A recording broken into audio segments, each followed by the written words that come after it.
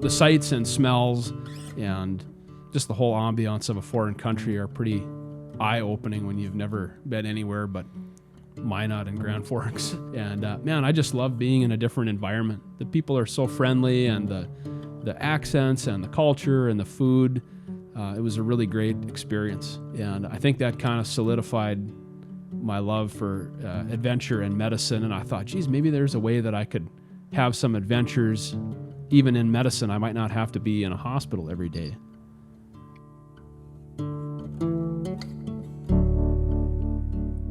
Dr. Jon Solberg is an emergency medicine physician who lives adventure. He's a veteran, a pilot, and was on the first expedition on the long axis of Greenland, reaching the furthest north ever by a vehicle on Earth. Thank you for joining us, Dr. Jon. Thanks for having me. So let's just get into it. How did you get into an adventurous life? Yeah, I've always enjoyed being outside, and it's kind of, it didn't just happen overnight. It started small, and then it's gotten bigger and bigger over the years. My mom always tells this story about when I was like 15 years old, I set off in a blizzard across this coulee in front of our house with a sleeping bag and stuff on a sled, and then I got to the other side and dug a snow cave and flashed him with my flashlight to let him know I was doing okay, and then spent the night there. And I don't know, I've just always enjoyed being outside, and I don't mind being a little bit uncomfortable.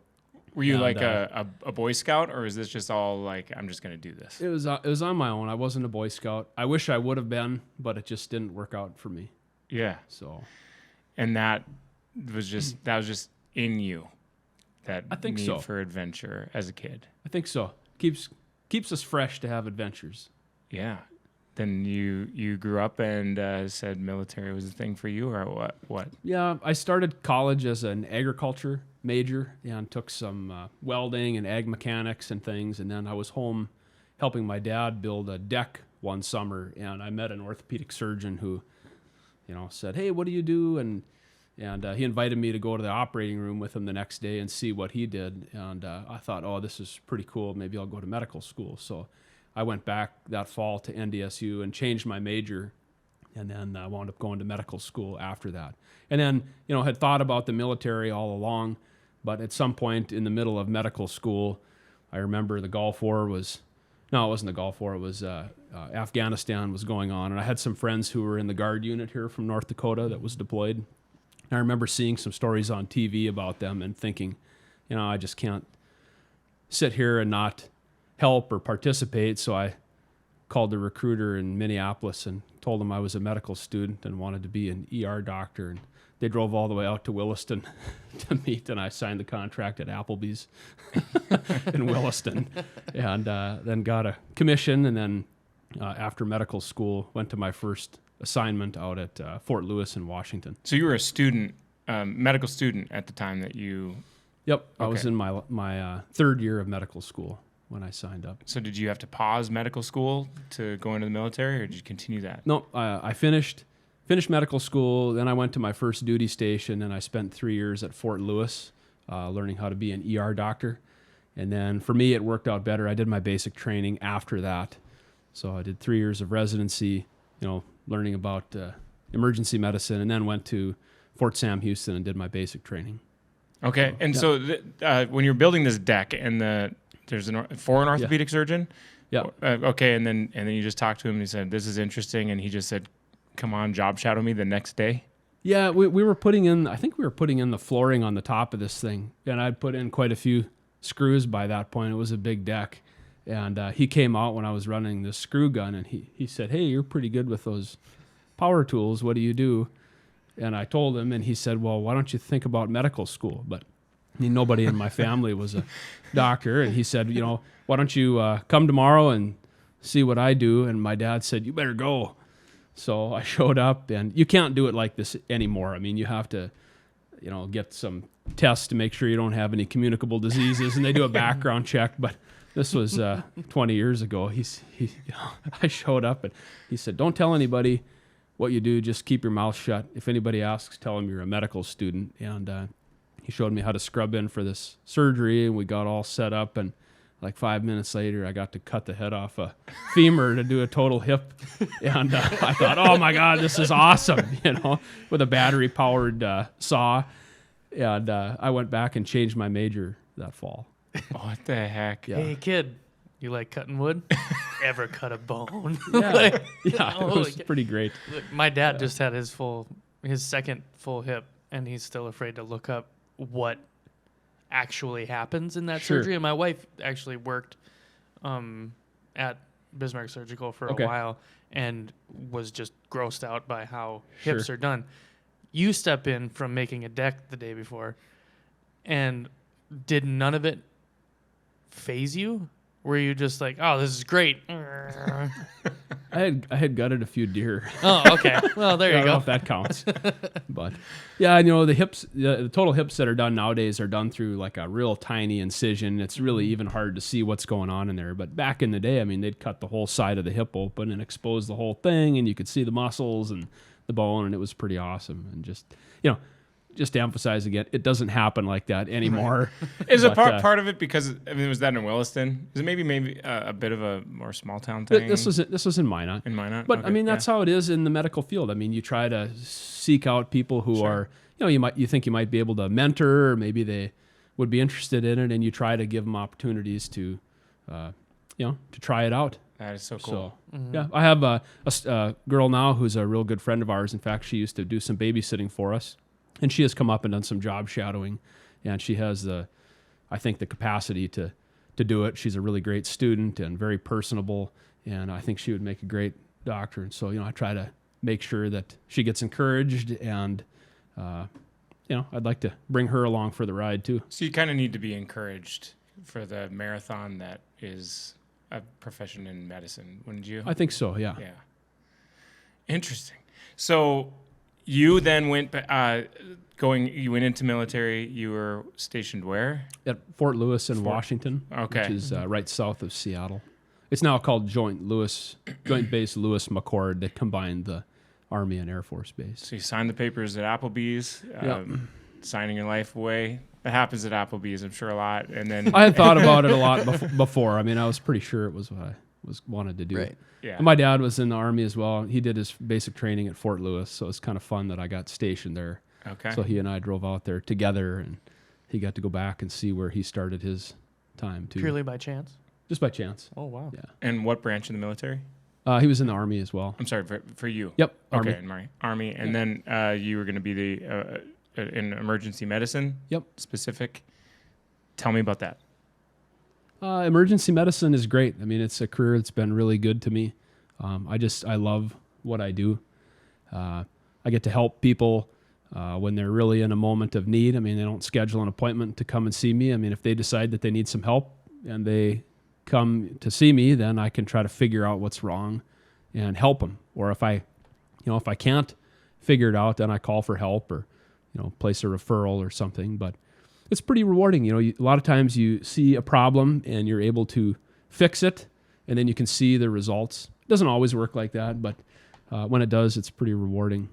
It's kind of spontaneous. You got to be able to juggle lots of different things at the same time, and sometimes it's stressful. Other times it's a little bit boring. But the reason I went into medicine is because I really wanted to help people when they needed help, and emergency medicine is a great way to do that. Did you fall in love with it more when you were in the military, or did it? What was that effect? Yeah, I had just was finishing up my undergrad at NDSU and trying to figure out what to do next, and I didn't do very well on my MCAT, the entrance test, the first time I took it, and so I knew I needed to study for a year and do something. So I was looking at a wilderness paramedic school in Breckenridge, Colorado. And I went down and toured the place, and it seemed really interesting. And I was living with a guy at the time whose stepdad was an ER doctor in Fargo. His name was Mike Schlosser. He's kind of an emergency medicine legend around here. And he said, "You're not going to go to paramedic school. You're going to come work with me in the ER in Fargo." So he set me up with an interview with the head nurse there. And I showed up one afternoon, and told her, that I was thinking about medical school, and she said, okay, this sounds like it would be a good fit for you, and we'd like to hire you. And I said, okay, well, when would I start? I mean, I would probably need to, call my parents and talk to them about it. And she said, well, go home and take a nap and be back at 10 o'clock tonight. Oh, wow. And so I came back for my first night shift. And, 20 years later, I'm still a night shift ER doctor. And I remember the very first night there was some kind of a trauma or something. And I was standing there my first night on the job. I didn't know what to do. And somebody yelled at me, hey, you get some 4x4s. And I thought a 4x4 was a truck, but no, it's a little gauze piece that's 4 inches by 4 inches. I mean, that's how naive I was, but it was action packed, and it was just, I fell in love with it. Awesome. And so the night shift is the thing that you would prefer to be doing. I like nights. Yeah. I like the staff that are there at night, and the clientele is, things go on at night in a community, and a lot of us don't realize what goes on at night, but the town can be pretty active when the sun goes down, and I like interacting with these people, and you're kind of there by yourself. The hospital's not as busy. A lot of other consultants aren't around to ask for help. You got to make your own decisions, and I just kind of like the autonomy that comes with working at night. That's awesome. It sounds great. The hospital is a completely different place at night, isn't it? It and is. So your first night shift that night after you went and took a nap, have you ever done anything other than nights and then realized I prefer nights? Oh yeah. I mean, I will rotate through and do some days from time to time, but predominantly I work nights. Yeah. It gets a little bit harder as you get older, but the flipping back and forth between days and nights. But yeah, I'm still pretty young. Yeah. So as far as your adventures that you've done in life, you've been afforded a lot of opportunities, and I think you've jumped at a lot of opportunities. What was the first big thing that you did outside of your career, your normal career? Yeah. I was in my senior year of medical school, and I had been to a wedding where I met somebody who was from Cameroon. And this person said, hey, you should come and do a rotation here. We have a doctor here who's actually from North Dakota. I said, what? So it turns out that Rodney Zimmerman, who's a family medicine doc, I think he's in Hazen. Mm-hmm. He's just a fantastic guy. He was a family doctor.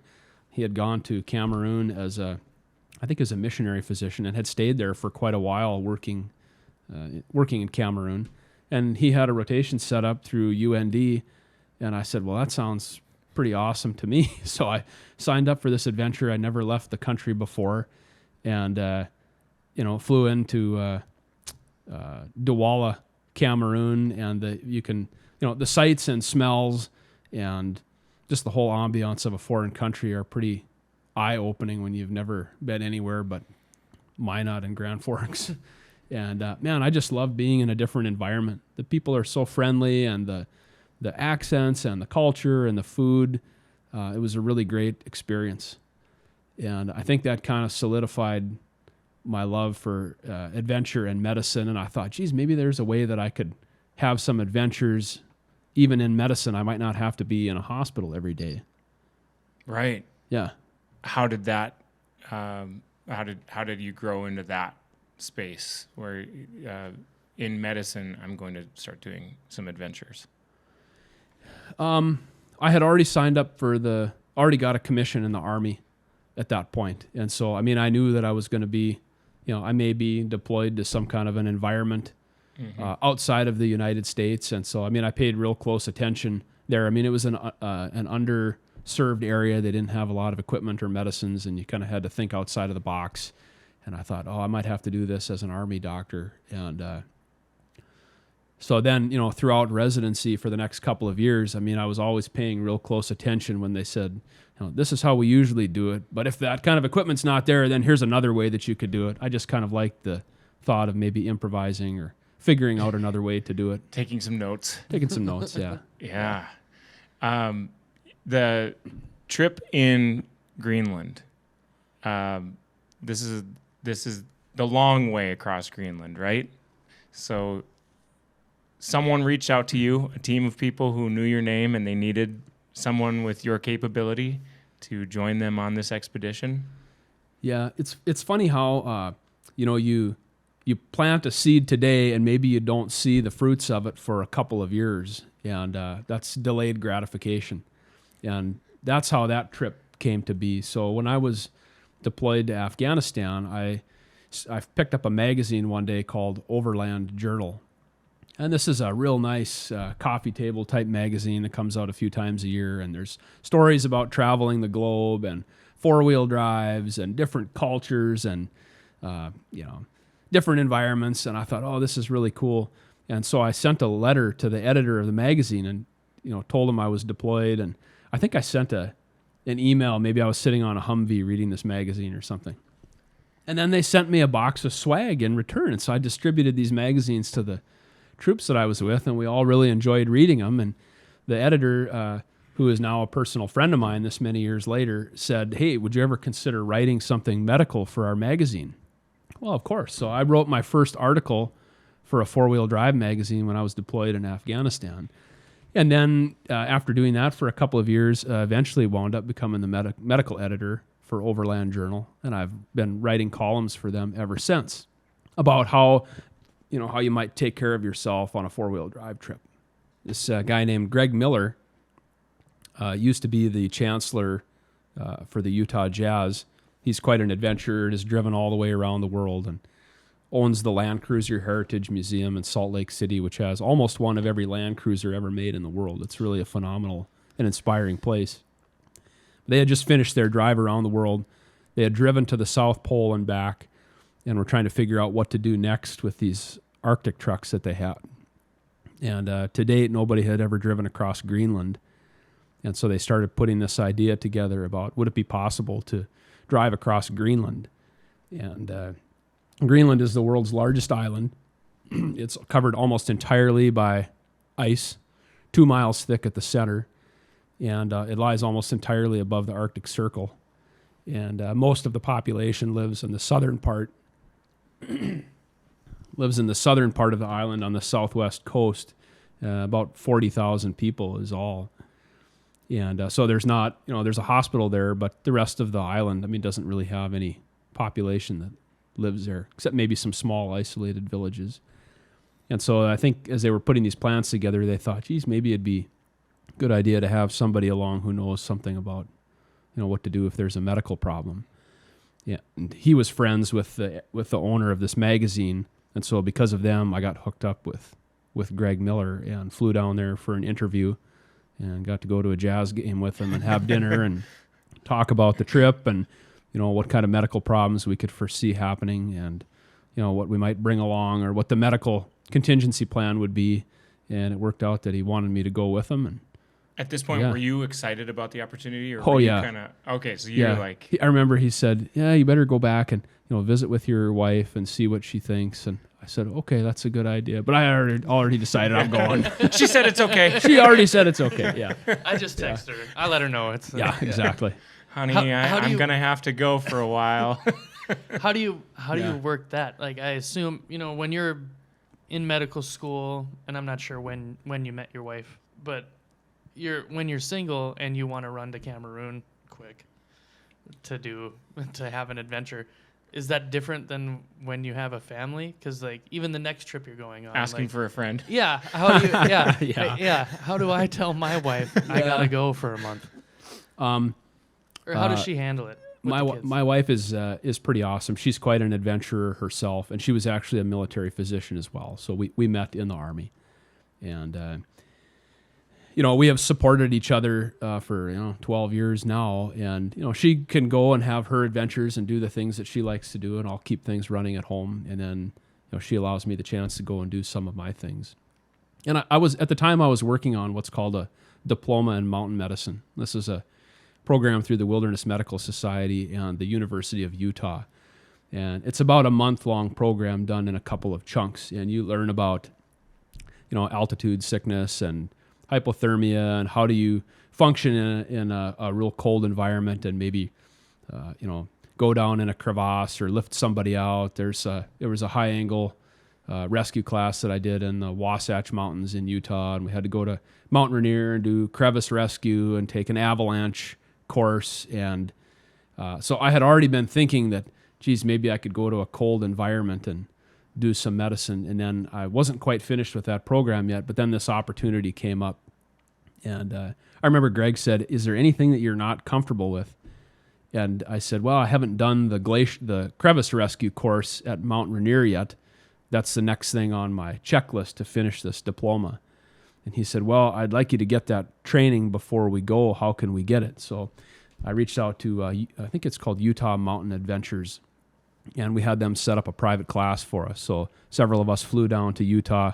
We went up in the Wasatch again, and we had a private guide who put us through a kind of a crevice rescue course about how to, improvise a pulley system and set up a belay station, using snow as an anchor. And so that was a good confidence booster. And then when we came home from Greenland, I was able to finish the course and do it the right way. But yeah. So when you get approached for the Greenland expedition, and you're sitting at a jazz game talking with Greg, and he's asking, well, what do we need? You've never done this before. How do you kind of formulate a plan, not having, any idea about the terrain, about what actually you'll encounter? How do you go about creating and making these guys feel comfortable when even you are starting from scratch? Yeah. At that point, I had already been an ER doctor for 6 or 7 years. And so you get pretty comfortable with, acute accidents and illnesses just because they come into the ER. And so then, you throw on top of that, the challenges that the environment brings. There's going to be snow and cold and maybe some snow blindness and, sitting in a truck for a long period of time, maybe somebody could get a blood clot in their leg, or you start thinking like that. And then there's actually been some pretty good studies done on groups that go on expeditions, like how many fractures would you expect in a month of a month of 10 people going to a mountain environment for climbing, and so you can kind of get an idea by doing some research about what to expect. And then you have to be able to improvise a little bit too. So, right. This trip now, it's 3 vehicles. Yep. And you're the medical person on staff there. Yep. We had one other individual who was the photographer who had taken a WFR course, a wilderness first responder course. Okay. And so he was kind of the standby backup medical person. Are there 2 people to each vehicle? Had 2 in 2 and then 3 in another. Okay. And it's real important that we would be able to leave a vehicle if need by and get everybody in the other 2 trucks. It was 40 below for most of the trip. So, being able to get out of the cold and wind and into a truck if somebody had a medical problem, or like if a vehicle became disabled, it's real important that we be able to fit everybody in 2 vehicles. Oh, you guys thought of everything. The vehicles are the contingency plan. Right. Yeah, we didn't shut them off. They ran continuously for a month. Okay. So before we get into exactly the specifics of this trip, my big question is why? Whose idea was it, and is why? Greg loves cars and loves to travel, and I think that they had driven around the world previously on this trip called Expedition 7. They took the same Land Cruiser to all 7 continents, and I think it was a convoy of 3 or 4 Land Cruisers that did this trip. And I think after completing that, and then also driving to the South Pole, you just kind of think, what's next? And so there just aren't many other things to do that haven't been done with a vehicle. So going to try to cross Greenland was one of them. Awesome. So it started with a love of cars, not necessarily frozen adventure. A love of Land Cruisers specifically. Okay. Specifically. Yeah. Okay. Yeah. When did you begin? How long and how long was this going to take? It was a month, approximately a few days less than a month. And so, we flew to Iceland and then to flew to Greenland, to Nuuk, which is the capital. And then from there, we got on I think it was a Dash 7 airplane and flew to the southern part of Greenland. And then we had to get on that was to a little airstrip called Bluey West 1, which was built there to be a fueling station for bombers going to Europe for World War II. Okay. Not much left there anymore, but there's a really great landing strip, and it's kind of a headquarters for mining and explorers, and it's like a little outpost.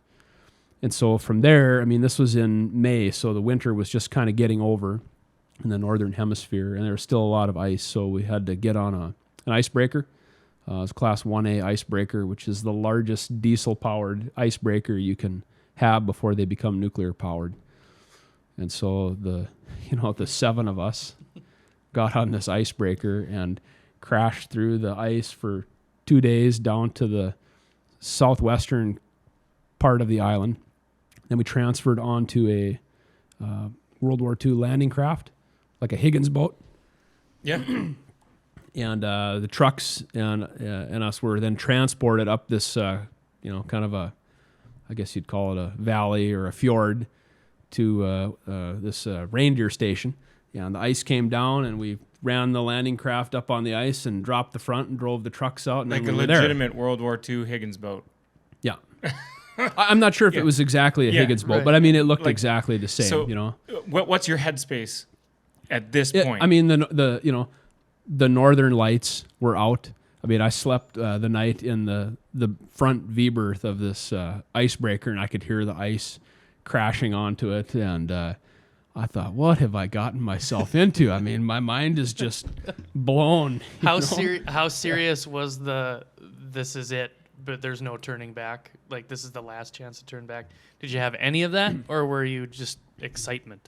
I think it wasn't until we got up on the glacier that we thought, oh, this is for real, because there was always a chance to turn back. Mm-hmm. We were coming up to the unknown a little bit too, because one of these, actually the trucks had gotten there a week before we did. There were 2 other individuals on the trip that got there ahead of time with the trucks and kind of helped to ferry them to this location. And they were also scouting a way to get up on the glacier. And then the rest of us arrived, a week or 2 later.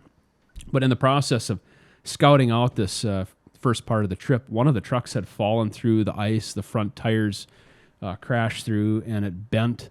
I think it bent the tie rod on the truck, and then also dented a rim and popped a tire, and then it froze in the ice that night. So they had to go out the next day and chip this thing out and use a winch to extract the truck and get it back to this reindeer ranch where we could get the tire off and fix the rim. And so we were already, coming up to this point with a significant amount of anxiety about would we have 3 trucks or not. And so fortunately we had a mechanic with us, Torfi Johansson from Iceland, who's just, it's got to be the world's greatest truck mechanic. And man, he took that rim off and hammered it out on an anvil and fixed the tie bar and then fixed many, many other mechanical mishaps that happened on the expedition.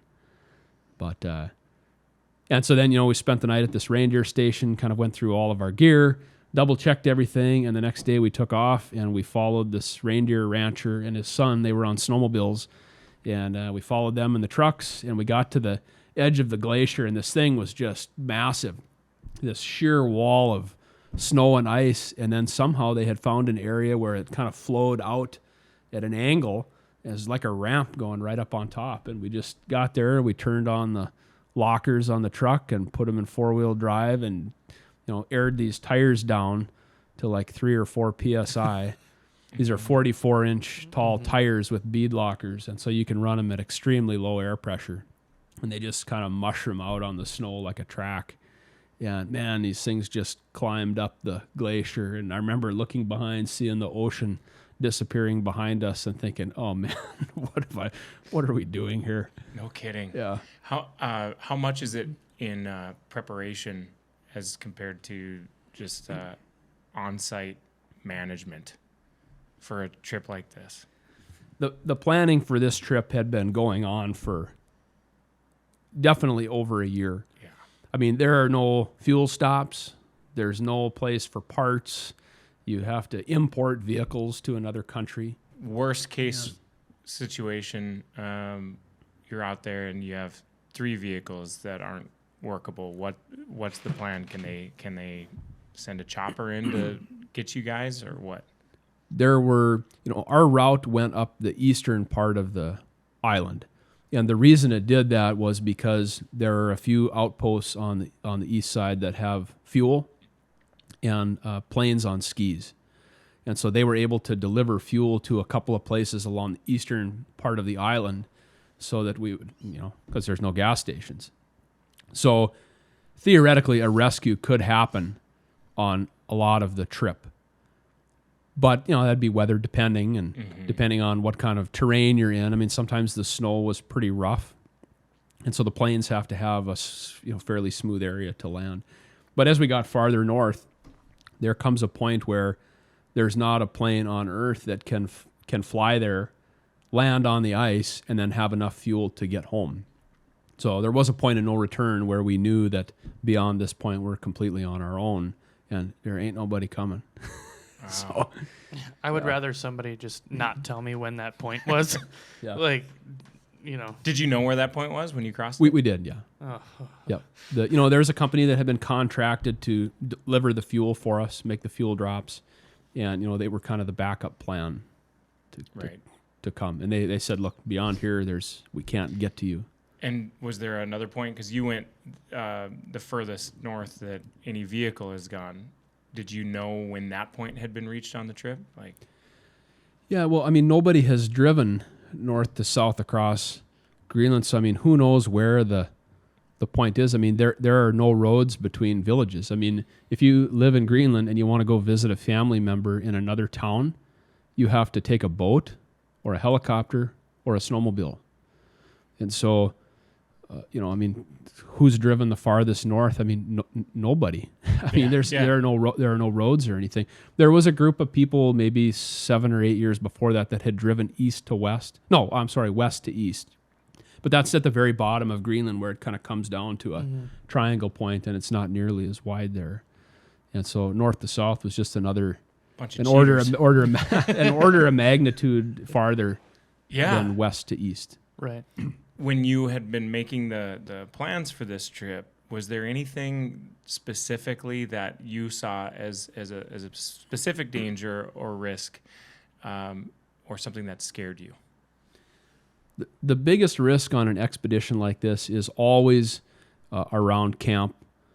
Slips and falls, or cut yourself with a knife. Or we had a fire in one of the stoves one night. I mean, how do you deal with a burn in an Arctic environment? I mean, the trucks, these are Tacoma trucks. They're Hilux pickups, which is what they're called in other countries. But, I mean, how do you get somebody undressed or deal with burns or dressings or things like that? It would have been really challenging. So, in preparation for it, we all knew that prevention is probably the most important thing. And slow down, don't get hurt.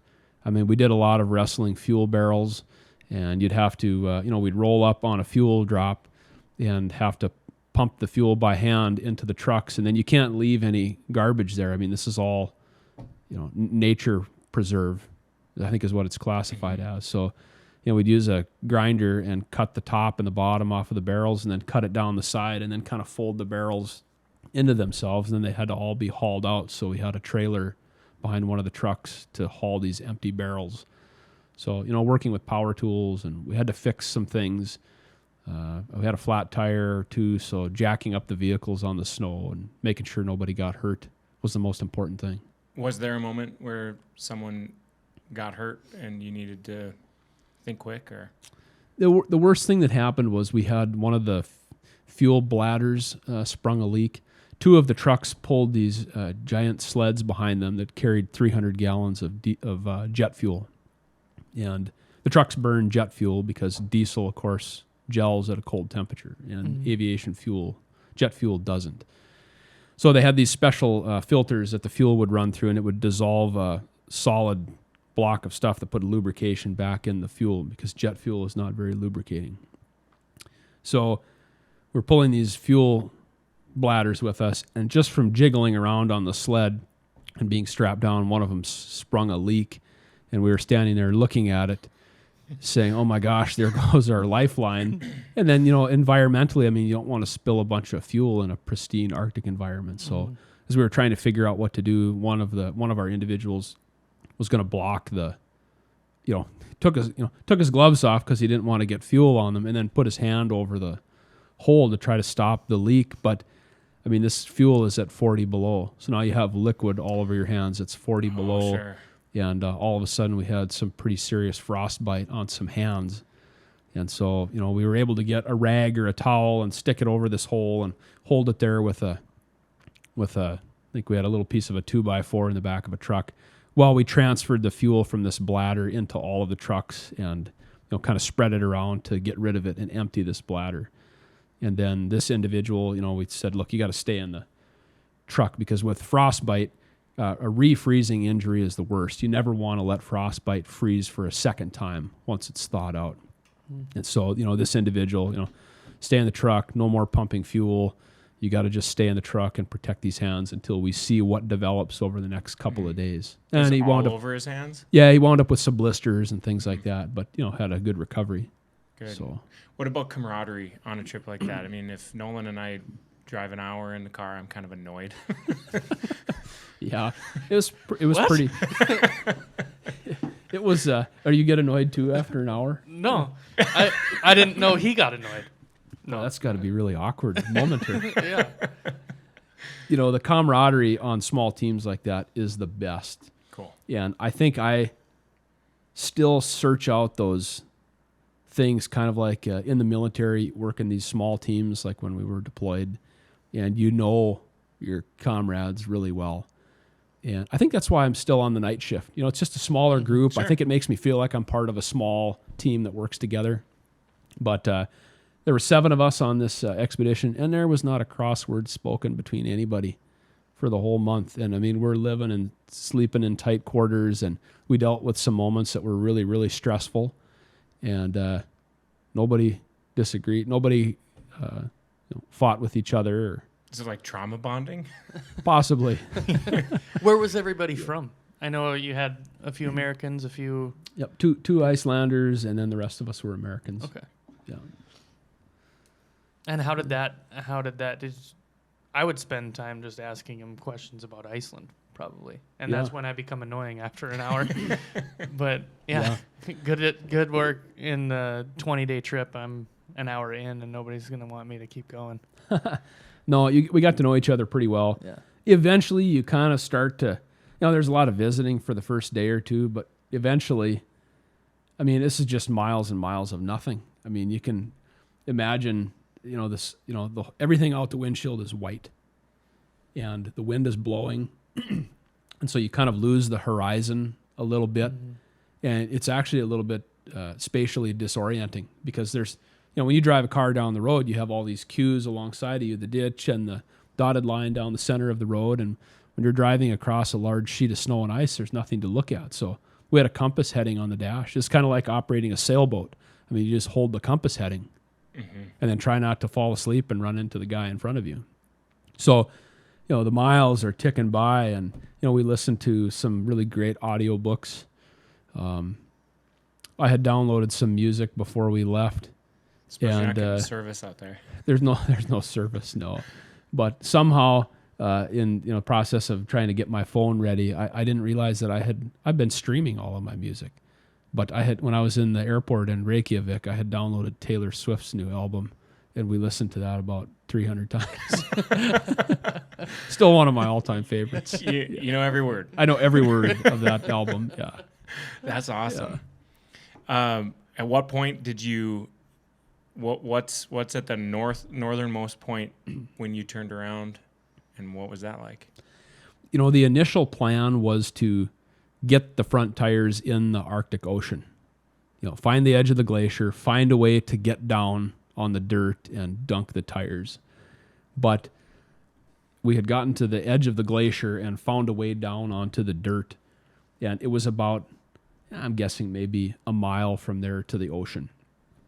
And the ground was covered with these rocks that were about the size of a gallon milk jug with really jagged edges. And this was really worrisome because these tires are just, I mean, you can't go down to OK Tire and buy a 44-inch tall Arctic tire. I mean, these things are a special rubber compound that stays pliable at 40 below. They have very thin sidewall, so you can air them down and they mushroom out and they don't create a lot of friction. And so the fear of poking a hole in the sidewall was a real fear.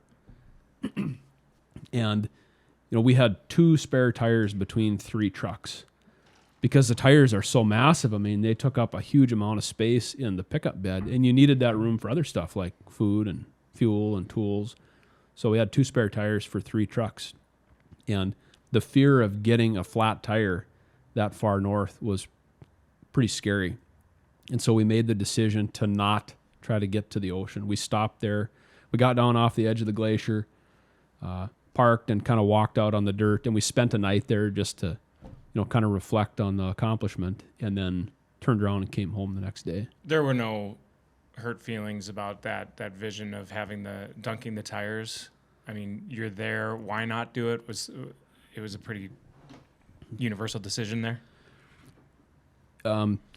When you have been working really hard for something, and then you get to that point in your mind where you think you can get it, but you're not quite sure. I mean, this is where people get into trouble. It happens on mountains all the time, where people get real close. Time is ticking. They're supposed to turn around at 12 o'clock noon, but they're almost there, and so they push it to 1 or 2, and then they get caught in a storm on the way down. That's how people die. And so this group was very rational. Greg Miller's a phenomenal leader and had to balance all of this in his head, keeping his crew safe, getting home to his family, and where is the mission accomplished? And I think at that point we all agreed that we had crossed the glacier. Yeah. I mean, we were in Wolfland. That's this area at the northern end. And we were there. We did not dunk the tires like we initially wanted to, but the mission was accomplished and we needed to turn around. And you spent the night there. We spent the night there. You're there. Yeah, and there is a plaque drilled to a big boulder up there that says that this group crossed. And someday, maybe with global warming, I don't know, maybe there will be a beach resort up there. But I don't know if anybody will ever visit this again. But it's there. Yeah, that's incredible. That's awesome. Just knowing that's sitting out. I'm assuming your name's on it. Yeah, that's the coolest. Do you have a picture of it? Yeah. Awesome. Yeah, awesome. And I think there's a replica of it at the Land Cruiser Heritage Museum in Salt Lake City. So if you ever get a chance to go there, you got to go to this museum. I mean, you cannot spend an hour in this museum and leave and not want to come home and buy a Land Cruiser and go on a camping trip. I mean, it is just really inspiring. That's awesome.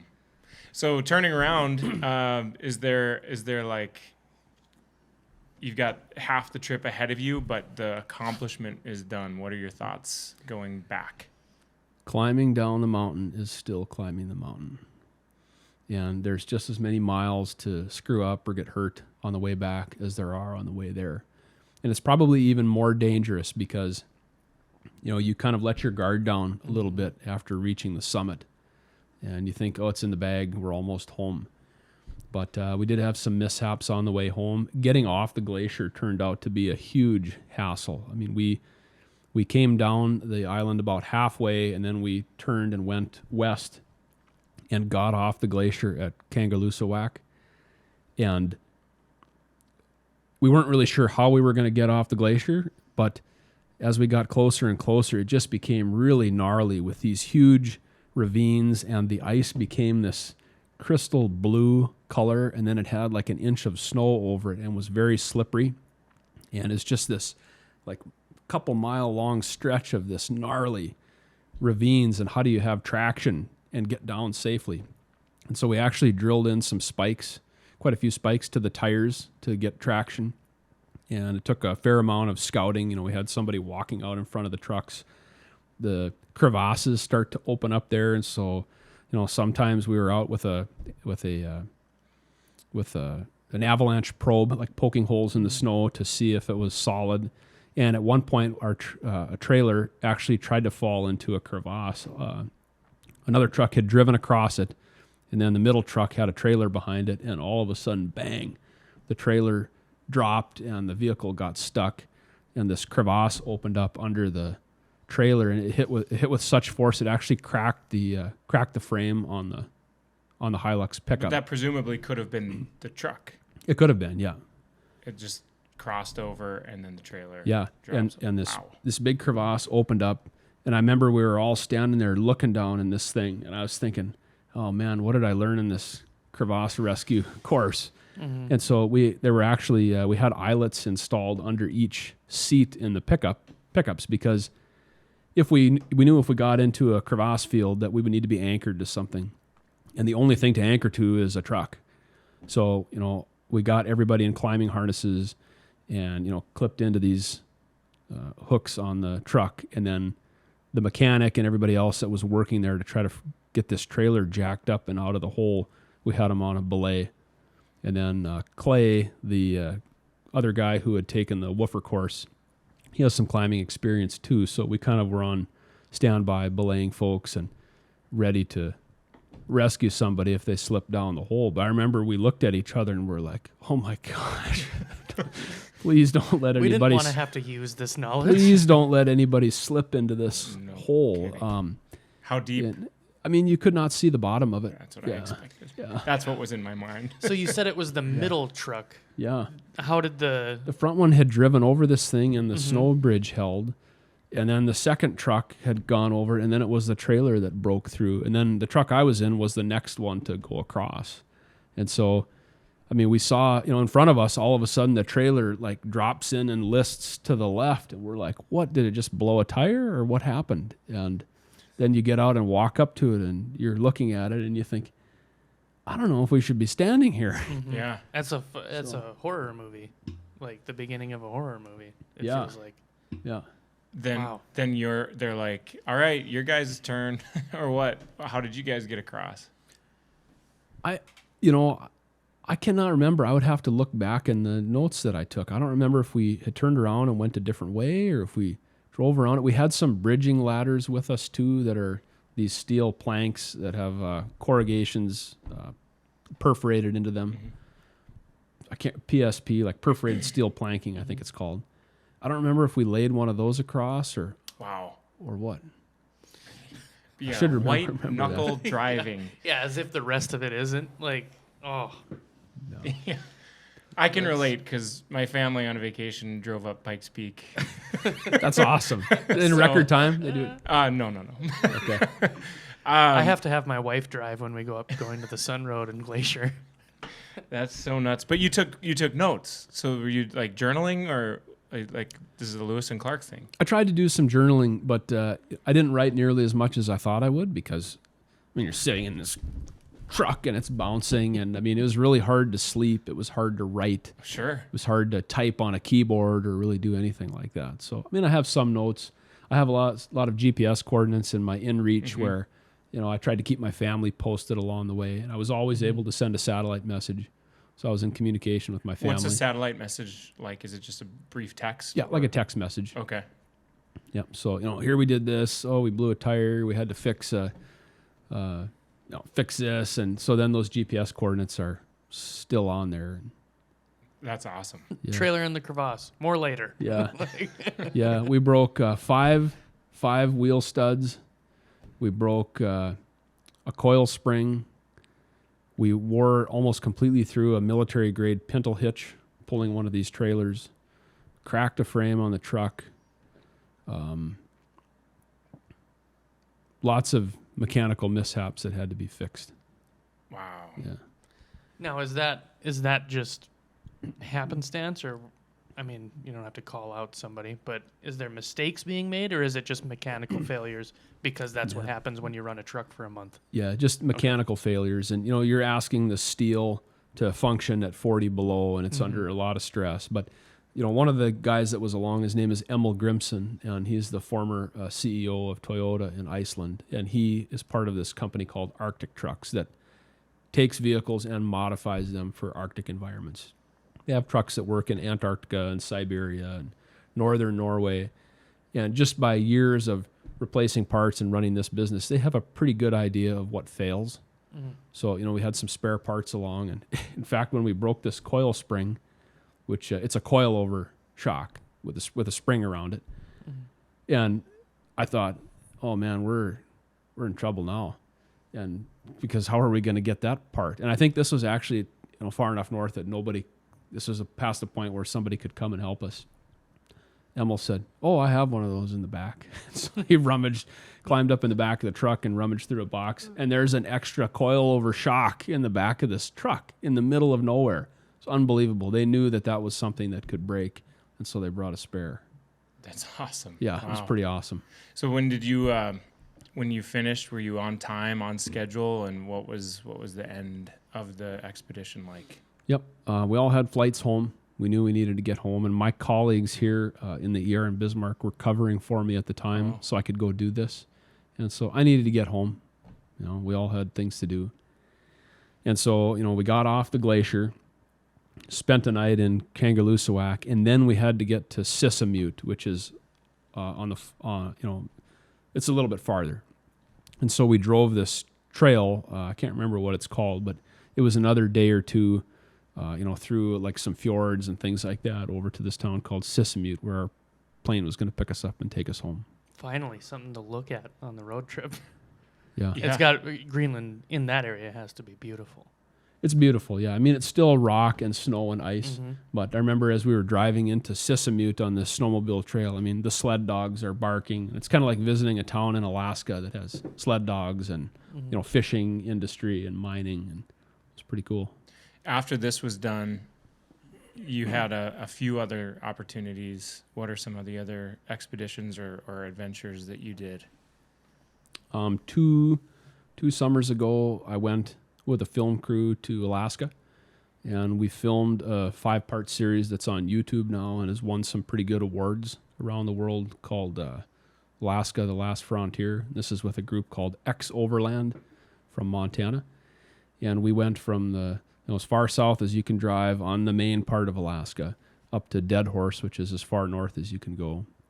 And we did some rappelling and fishing and sightseeing, and we took a float plane into Rainy Pass Lodge, which is a stop on the Iditarod Trail, and rode horse and just kind of had a good old-fashioned guys trip for a month, and that was pretty awesome as well. And then I actually leave next week. I'm headed to Botswana with X Overland again, and we'll be in South America and Botswana for a month. What are you going to do there? Botswana is a pretty cool place. I mean, when you picture what it's like to go on a safari, Botswana is probably what you're envisioning. There's more elephants in Botswana than any other country in the world. And it's the home to the San people and the Kalahari Desert and Victoria Falls and the Zambezi River. And this is all of the stories from the 1800s when, this part of Alaska this part of Africa was kind of, made known to Europeans for the first time. So there's just a tremendous amount of history and, incredible animals and plants. And I think we'll be, out in the Okavango Delta for a little bit. Is it going to be a film crew as well? Yep, same thing. Okay. It'll be a show that will be on YouTube. Oh, wow. Yeah. That's awesome. That's next week? Yeah, I leave on Wednesday. So when you are just, living your life and stuff happens, do you just think this is nothing? I'm Dr. Jon Solberg. I can handle it. Yeah. No, I mean, I get nervous before every single shift in the ER. I mean, I don't know if any of you played sports in high school, but as you're getting ready for a game on Friday night, like a football game, you try to eat right. You get a good night's sleep. You're mentally preparing yourself. I feel the same way before every ER shift. I get nervous.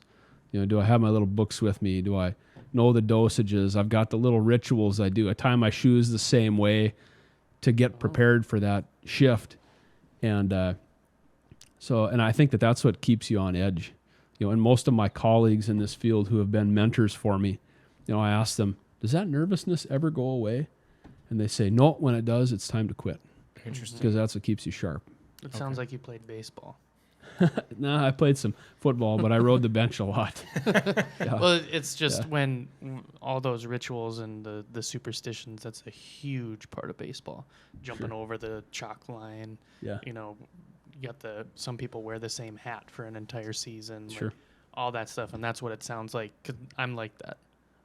I'm very ritualistic in preparing for things, and I couldn't do it in an ER because I pass out if it gets too hot.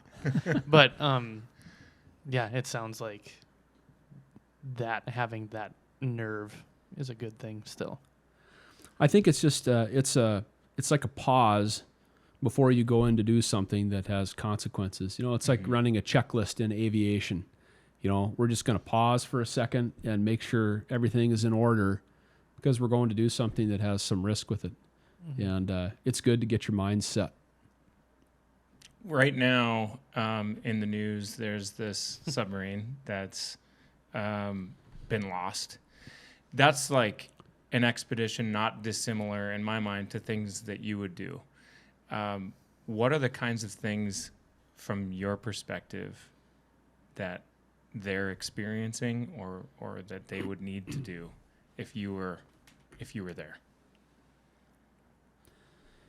Yeah, geez, my heart goes out to those people on that sub right now. I mean, I heard a news broadcast this morning saying that they're probably at the end of their oxygen supply, and so I know there are some other ships that have come in to try to assist and help find this sub. But I can't imagine what they're going through.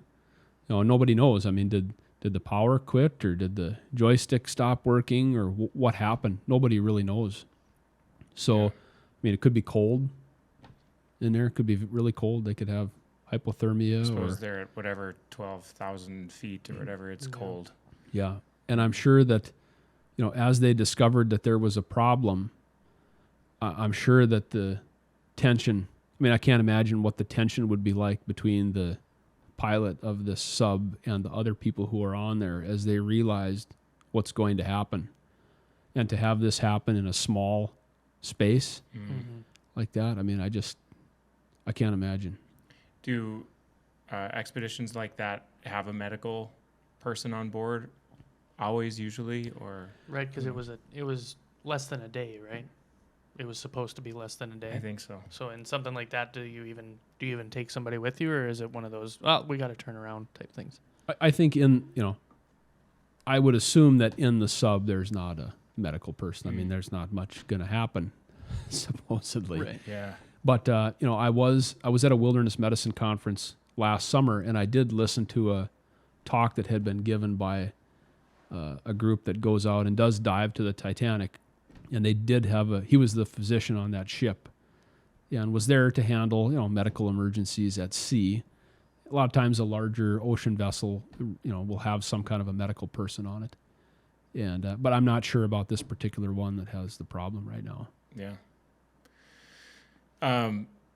In your future, are there some bucket list things that you have yet to do? I think that I've got ideas and things that I'd like to do, but I mean, I've got kids that are just at the perfect age, 9 and 10 and 17, and they are just ripe for getting a taste of these kind of things. And so my mind now a lot of times is thinking about what kind of an opportunity can I give my kid, or, can I take them on a camping trip? Or just a couple weeks ago, I took my nephew and my stepson to a dam up here by Harvey, and we spent a night and did some canoeing, and those are the most important expeditions. That's awesome. The small ones. So I'll put you on the spot, kind of. Can you define courage? Courage is having the wherewithal to do the right thing even when it's not the easiest thing to do. Is that the right answer? What's your answer? It is right.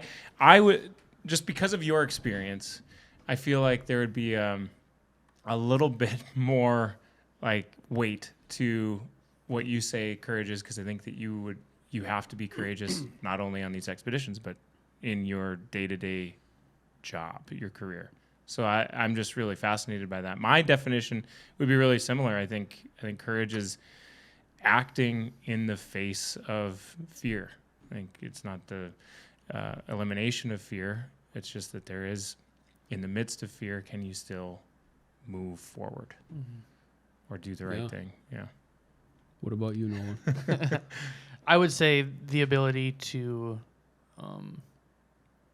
keep your composure, stay calm in the face of the unknown. So whether you don't know, what's on the other side of this, snowstorm or what's at the end of the, what's on the horizon, what's over the horizon when you're on a boat. I think about it in terms of like travel more than anything, because I think that, especially on water, and that's probably what gives me the most anxiety in life, is kind of like a long road trip or something where I'm not driving the boat, I'm not driving the car, and I don't know when it's going to be over. So I don't know. I would say, the ability to keep going in the face of the unknown. Do you guys think that is a characteristic that people are born with, or is it developed? I think that it's developed. I think that you go through a difficult experience and you are better equipped next time. Or maybe it's that you've practiced this reaction so you are able to react in the future. It's a guess, but that's my intuition. What do you think? Yeah, maybe a little bit of both. I do a fair amount of teaching with medical students who are thinking about emergency medicine, and then I've taught quite a few wilderness medicine courses, and a lot of time in those courses is spent doing like role playing and putting somebody mentally in a situation that is stressful, and then giving them an opportunity to run through the checklist or have their mantra and practice keeping their composure. And so I think that you can train somebody or develop them to have that courage. But I think that there are also people who probably are just born with it as well. Or born with the anxiety of a small dog. You can kind of train some of that out. Yeah, I Maybe. think you're born with a certain threshold, but through training you can raise it. I would say. Mm-hmm. I like it. So, Dr. Jon, how can people follow you, learn more about you, see what you're up to? You can, if you're interested in watching, you can check out this Overland Return to Alaska, or Alaska, the Last Frontier. That's on YouTube. Our trip to Africa will be out later this year. The trip to Greenland was filmed, and there is a movie that has been done. It is still kind of caught up in the quagmire of how to release it to the public, but that will hopefully be available someday. And then, I still get a column or a story in Overland Journal several times a year, so you could look at that magazine. Or I do have a website. It's jonsolbergmd.com. And, if I teach a wilderness class or something, I'll usually put it on there for people to know about it. Awesome. Great. Thanks so much. Yeah, thanks for having me. Thanks for tuning in. I'm Brian Jackson with Mighty Missouri Coffee. With me is Nolan Johnson with Quantum Digital. So if you like how this sounds and looks, thanks to Quantum Digital, if you like the way that this smells and tastes, that's thanks to Mighty Missouri Coffee. Coffee to your door, mightymissouri.com.